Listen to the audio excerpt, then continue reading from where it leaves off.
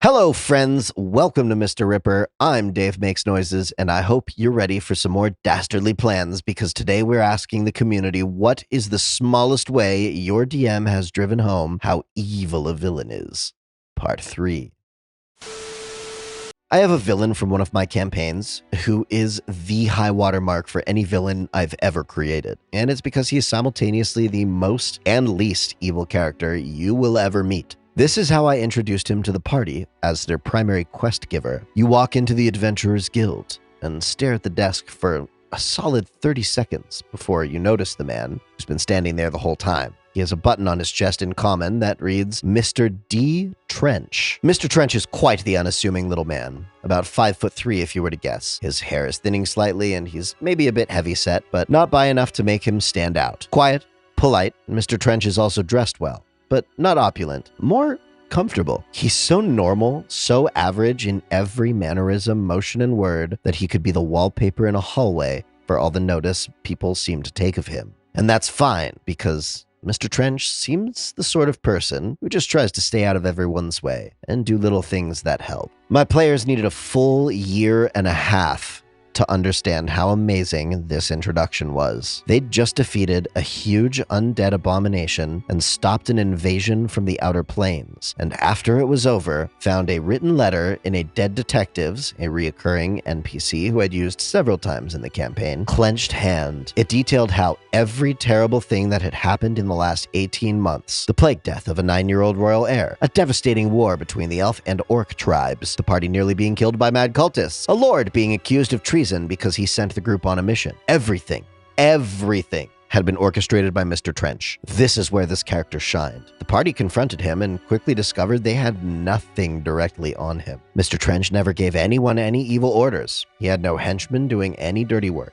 In his interpretation of the world, he was just being helpful. He'd heard someone in the Adventurers Guild comment that the country would be better off if the king had no successor, so the king's brother could rule. So he introduced a young plague doctor he knew to the boy's lonely nursemaid. The party witnessed this as background roleplay. The war started because he had heard the nice man at the bar that always gave him a little extra bread with his soup, shouting, "The lands will be better off without elves and orcs," because of a bar fight, just a simple brawl between some elves and a few drunk orcs. The party was also involved in that brawl. Mr. Trench made the elves and orcs go away by assigning a legally sanctioned contract to seize an orcish idol to an all-elvish party. This caused a huge scandal and then a war. Meanwhile, the party was doing really well and was starting to get most of the big jobs the guild had to offer in that city. Mr. Trench happened to overhear some lower-tier adventurers complaining amongst themselves about the lack of good contracts due to this, so he offered them a very high-ranked special mission. Not ordered, offered, even warning them it was dangerous beyond their abilities. They got greedy and barely escaped the quest with a hard fail. The last one was my favorite. The lord in question was the king's brother and new heir to the throne. To prove he deserved the crown, he sent the party as guards for a negotiator, hoping to broker a peace between orcs and elves in the war now raging in the south. This was also at Trench's recommendation. He was honestly trying to help the party heal up and get stronger before another go at the cultists. But because he did that, the cultists were now free to open a living gate. This is a very bad thing into the Prime Realm. Trench would help anyone, everyone. Good people, bad people, they didn't even have to ask directly. Big things, small things. Mr. Trench was just helpful.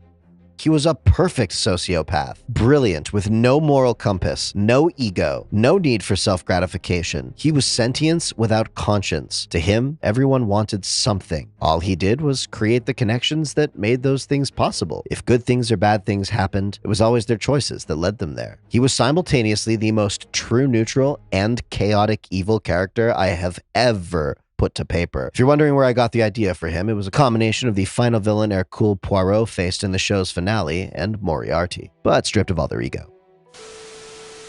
Easiest way I got a party to commit to murdering the villain. He went to their house so that he could gloat about how smart he was since he kidnapped one of the PC's retired characters. Then he took a sip from his tea, said, "This tea is really quite awful. You should look into getting something better," before disappearing. He was your classic, overly self-confident vampire as well. This was enough to piss the PCs off, especially the one who had played that character and was now playing their daughter. When he did this, he took the time to rearrange their living room so that he had a nice chair to monologue in. They didn't own a tea set or any tea, so they could only conclude that he'd brought them with him just to be a passive-aggressive dick. What the players got out of all that was how this guy was a snobby vampire that touched their stuff, was a petty prick, and was going to die painfully for it.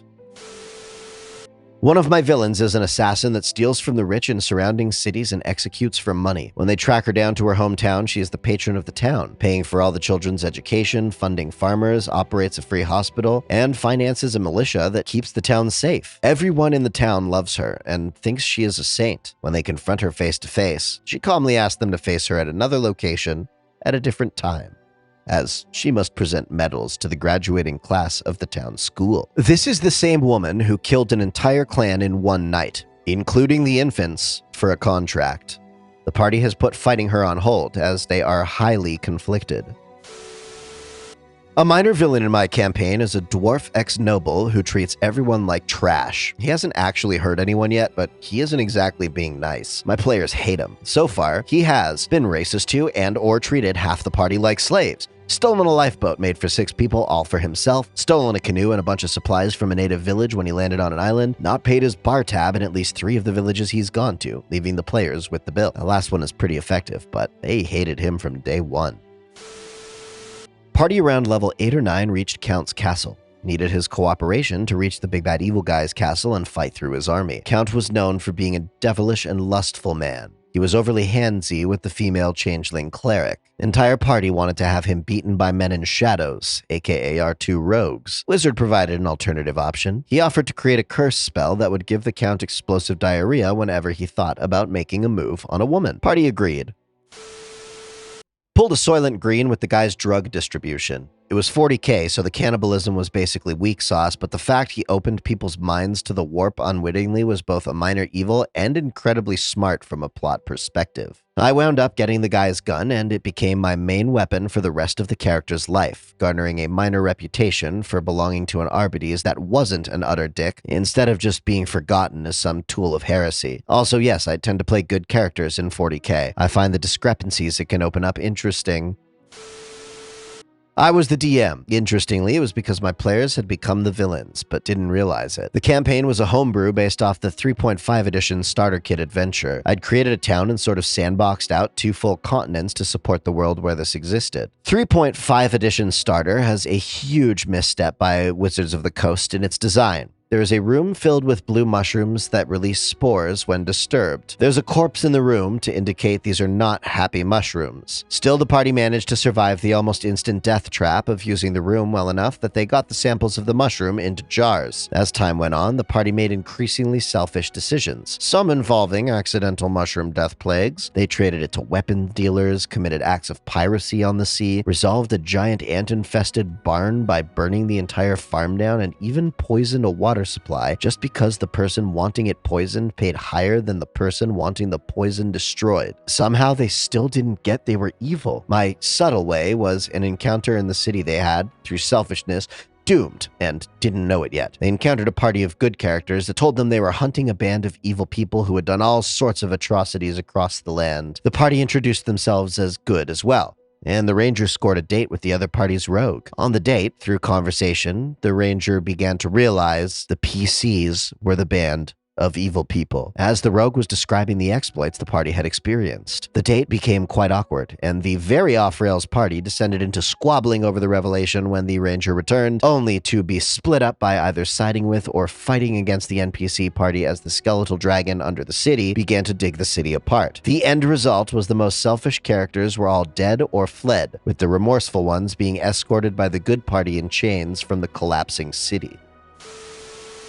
I'm the DM, so I suppose you can call me the evil of the game world, but the characters have interacted with a lot of different evils in the game so far. The small ways I hint at the evil is in the consequences of their actions as characters. Trying to get their bearings, they accidentally killed a nobleman's fedora-tipping neckbeard son, and during the process had drawn attention to a poor farmer who was crying into his ale cup. This caused the farmer to be accused and convicted of the murder. and sold into magical experimentation as punishment. They've retrieved artifacts for evil dragons based on unkept promises. They've made deals with Asmodeus in exchange for practically nothing, condemning their souls. They trapped a dying friend's soul in a phylactery fragment and then promptly lost it to the evil wizard they were searching for, who teleported away with the fragment. They unleashed a demi-lich and its diesel skeleton army, and have caused religious inquisition to occur without realizing it has happened.